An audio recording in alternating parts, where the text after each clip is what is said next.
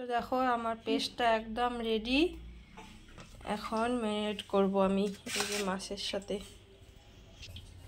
এখন আমি মশলা অ্যাড করব, লবণ, হলুদ, জিরে গুঁড়া, ধনিয়া গুঁড়া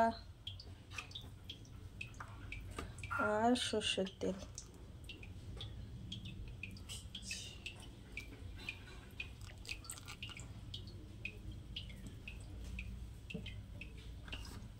এখন এটা করে ভালো মতো করে ম্যারিনেট করে রাখবো।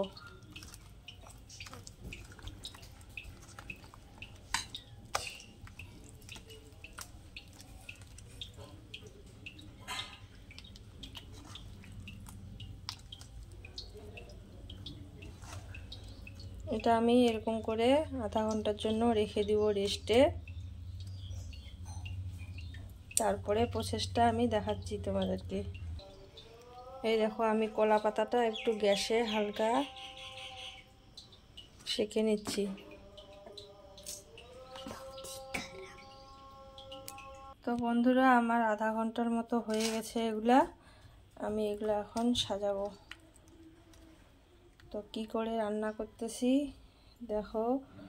কলা পাতা দিলাম, কলা পাতার উপরে এটা এখন দিব।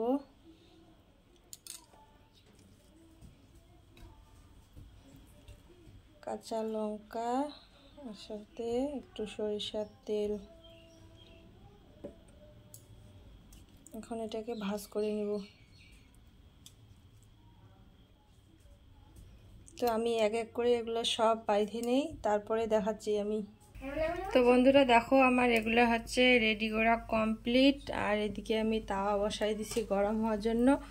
এখন সরিষার তেল দেব।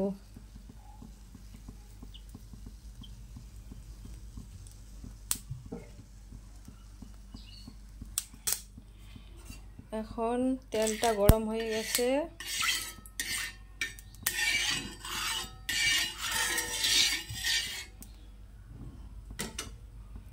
আমি এগুলো এখন দিয়ে দেব ভাজার জন্য।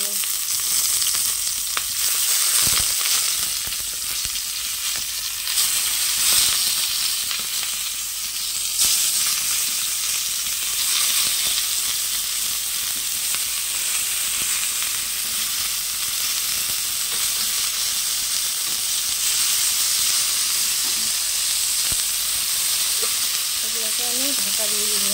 তো ততক্ষণে হতে থাক, আমি তোমাকে হওয়ার পর রিভিউটা দেখাচ্ছি কেমন হচ্ছে, খেতে কেমন হচ্ছে আর বানানোটা কেমন হয়েছে। ফার্স্ট টাইম আজকে আমি এটা ট্রাই করতেছি। তো চলো দেখা যাক কেমন হচ্ছে। তো চলো এবার দেখা যাক কি হয়েছে। তো এক পাশটা তো হয়ে গেছে মনে হয়, আমি এখন এই পাশটা উল্টাই দিব। তো দেখো সুন্দর মতো হচ্ছে। আমি এখন এই পাশ করে দেব। এক এক করে সবগুলো দিয়ে দেবো। এটা হতে থাক, ততক্ষণে আমরা মা ছেলে চান টান কমপ্লিট করে নেই। রিভিউটা একদম খাওয়ার সময় দিচ্ছি তোমাদেরকে কেমন হয়েছে। তো চলো পাপা জলদি জলদি করে আগে চান করে নেই। খাওয়া দাওয়াটা আজকে কেমন হবে? ভালো। বন্ধুরা আমার ভেটকি পাতুরি একদম রেডি। এখন ফারহান খেয়ে বলবে কেমন হয়েছে। গরম গরম একদম। ভালো